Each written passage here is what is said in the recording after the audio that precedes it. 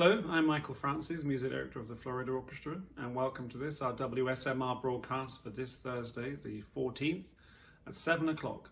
This is a very important and powerful concert for us, and rather moving, because it was the last live concert we gave this season. And anybody who was there will remember it because it was an extraordinary performance, not only by Joyce Yang, but by the whole of the Florida Orchestra. Well, firstly, we're going to start with the second half, Rachmaninoff's Mighty Piano Concerto No. 3. And for this, I'm delighted to introduce our stellar solo pianist, Joyce Yang, who's given us a little talk all the way from her home in Alabama. Thank you, Joyce. Hello, Florida Orchestra. This is pianist Joyce Yang. Welcome to my practice room. I wanted to talk to you about one of my favorite pieces, Rachmaninoff's Third Piano Concerto. I first learned it about 10 years ago when I got an invitation from Hong Kong Philharmonic to come play it in 1 month. I remember calling my teacher, asking her, do you think I can do it in 1 month? And she said, if you really dedicate yourself and think about nothing else but Rachmaninoff Third, work to your fullest each day, I think there's a chance.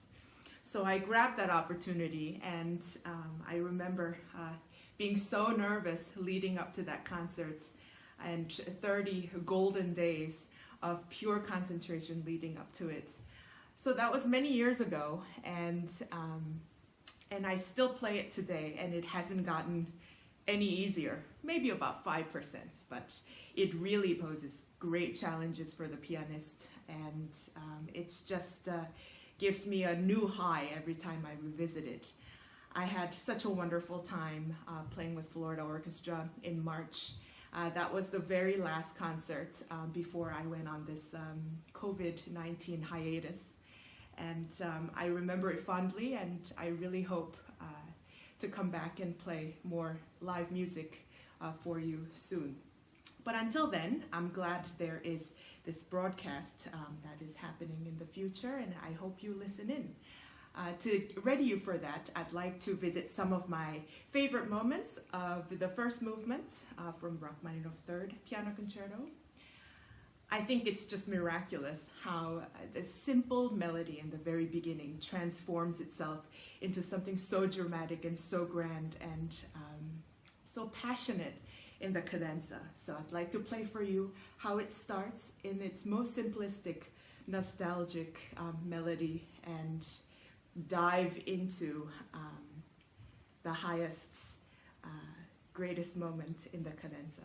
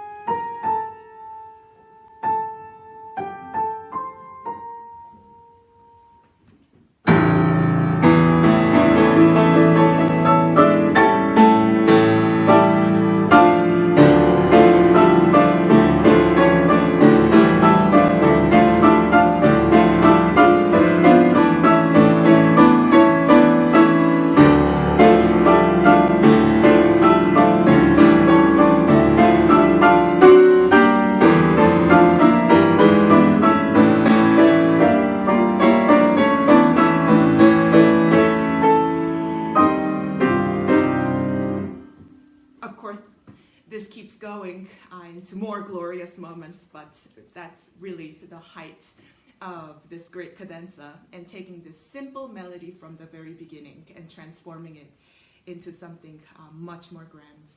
I'd like to play one more melody for you from the first movement. It's a second theme that seems to be this delicate flower nestled within the piece. We sometimes forget about it after this a grand first theme return in the cadenza, but I think it holds a very special place in my heart. So here's the second theme of the first movement.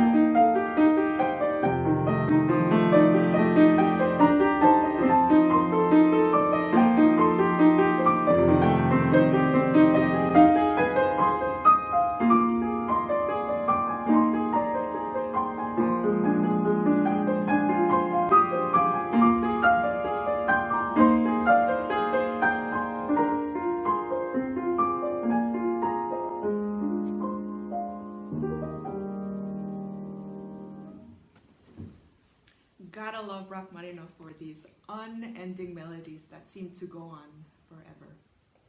So here's a little introduction for the Rachmaninoff Third before hopefully you can join us for the recording broadcast on radio.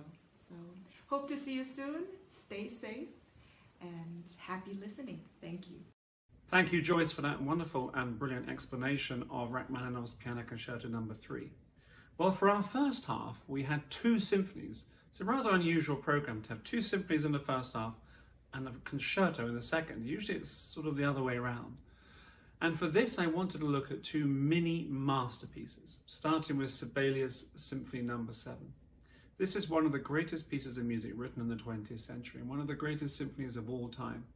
He wrote this towards the end of his compositional career in 1924, although he would live for almost another 30 years, 28 years or something.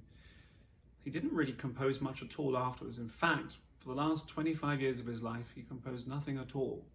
John Sibelius was Finnish, and he was known as a philanderer and a bit of an alcoholic, but also someone deeply in touch with nature. And so this symphony is an extraordinary outpouring in one movement. It's about 21 minutes long. But in it you feel this piece opens in these primordial beginnings, as if it's sort of trying to find its way. And then we find ourselves in this rather beautiful, it's almost like an ancient sound, as if something written from the Renaissance or even before, this rather simple hymn-like music leading up to the first of the most important of the trombone chorales featuring our star trombonist Joël Weiss. And then this music transitions into the fast section, and that's the real key to this great symphony. You can't really tell when the slow music ends and the fast music begins. And it's like a river that's flowing, but underneath it is all these various currents and tributaries and streams heading into it, and then it heads into a lake and heads out afterwards. And it's this organic sense of timelessness, this seamless quality to the writing that is absolutely majestic and powerful. In the middle, you'll hear another powerful trombone chorale, this time in the minor key, but bringing us back into hope. And this symphony really is this idea of sort of this slightly disturbed, wild nature, trying to be tamed, trying to be calmed, as if he's now ready to embrace true family life with his beloved Aino, his wife, and their many children in their home, Ainola in Finland.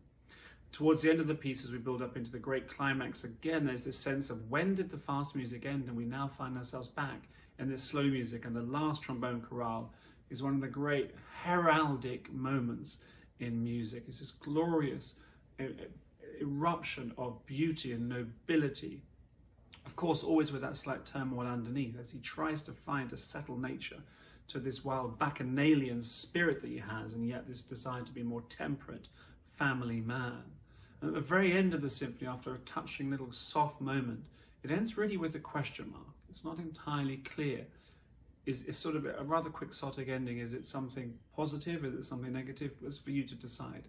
But what's absolutely clear is that for 21 minutes you've heard something that begins and ends with one true, complete purpose, an absolute amazing understanding of the orchestra, an amazing understanding of the Finnish landscape, that rather open, expansive, beautiful and rugged landscape, and this composer who seemed to say everything he wanted to say in the symphony, and then really chose not to write much else at all. In fact, for probably the last 25 years of his life, he was pestered.